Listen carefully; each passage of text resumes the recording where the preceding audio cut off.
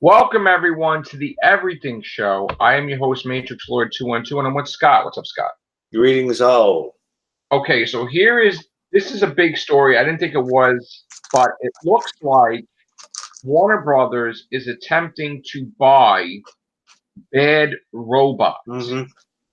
Now, Bad I was Robot just watching another YouTuber discuss this. is J.J. Abrams' company that he still Mm-hmm. keeps the company, but it's going to be doing stuff for one if purchased Warner Brothers. So in other words, he will no longer be doing stuff probably for Star Trek, and No, he they said, probably this other guy's the Star Trek thing is going to is be pretty done. much And what they were discussing about. Oh, geez, DC may be in trouble. well, I mean, Abrams may be doing the DC characters. That's the whole Yeah. point. And not, but this might be a great thing for Star Trek because now Quentin Tarantino. Remember, I was saying how J.J. Abrams is not going to be happy probably if Quentin Tarantino is doing a Star Trek movie and he has nothing to do with it, and then his thing is a success, and then you can't have both of them do it, and even if you did, one of them has an ego probably. So Yeah. the point is that Quentin Tarantino is going to be doing the Star Trek movie. J.J. Abrams is going to be done with Star Trek. That Yep. means And a lot that, of people are probably celebrating that. yes, that means that all that influence, all that stuff is probably going to be out the window. And he is going to, being that if Warner Brothers gets it, he could be working on the DC characters or anything that's Warner Brothers related, technically. Conjuring movies, maybe, or something, right? Because Warner Brothers is Conjuring, right? So Yeah. this is a big deal, a very big deal. Now, is this good for Star Trek? I think it is because I think that too many hands spoil the soup when it comes to Star Trek, and they need to get all the companies back onto one group so they could just do whatever they Mm-hmm. want. And if they want to have Michael Dorn as Worf, he actually looks like Worf and not some weird vampiric Yeah. Nosferatu creature.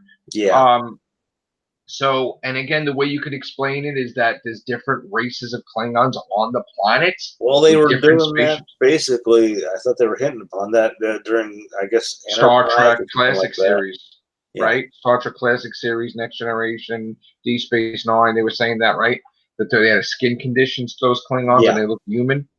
So, or they genetically Nemesis, altered. not Nemesis. It was the Tribble episode of Deep Space Nine Yeah. where they went back in time, right? And they And were then there was a basically movie one too, I thought. So maybe, yeah. But anyway, I think this is good news, and we're going to be covering this story as it unfolds. Now another thing is excuse me. Oh my okay. god. Godzilla King of the Monsters. It looks like it's still coming out in March. That, like we talked about this before, Scott. So Yep. far, so good. Another story is the developing story of the Spider-Man countdown, because now we have a number 3. So all the thoughts about Spider-Man 4 adaptation out the window, all the thoughts about Fantastic Four crossover out the window, and fans are being left with what the is happening with Mm-hmm. Spider-Man. The only thing I can think of is next week is the big storyline in Amazing Spider-Man where he faces off against the mystery villain that we've been seeing since issue 1 for over a year. And this villain is going to do something horrendous to the Spider-Verse. Spider-Man going to mess him up. It's going to be a 2-part thing. I think 24 and 25. So by the time we get the countdown done, it will be Thursday after Comic Book Day, and they'll probably be talking about that next week, maybe. If it's Mm-hmm. not that, if they're not making a big deal out of something like that, then the only thing I can think of is that there's going to be a major Spider-Man thing besides the absolute carnage that's going to happen next year or maybe in December or something. So we do know that Aunt May is dying of cancer, and it was hinted that Mary Jane is going to die, a futuristic vision that we've seen before. So we're going to have to see, because how would that affect Spider-Man if Mary Jane died and Aunt May died at the same time? He'd be left completely alone. Yep. He'd be probably going to some bad place in his head. Who knows what would happen if he just becomes more aggressive or whatever, his whole like core like supporting character would be gone. So he would be completely and utterly alone, with the exception of, which I think maybe they're hinting at, is that the Black Cat would then be dominantly in his life, and then a possible, if that's the case, a possible marriage down the road too.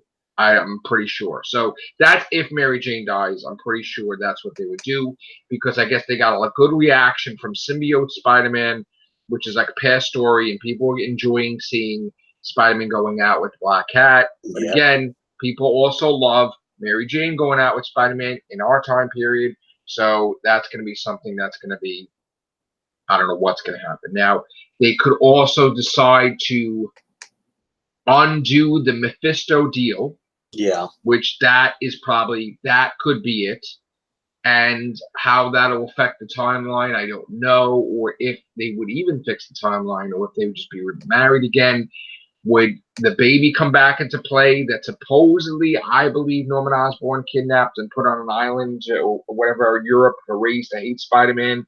We also have the other child of Spider-Man, that Soul is with Mephisto. So we have two kids of Spider-Man. One, the Soul is in hell, unfortunately.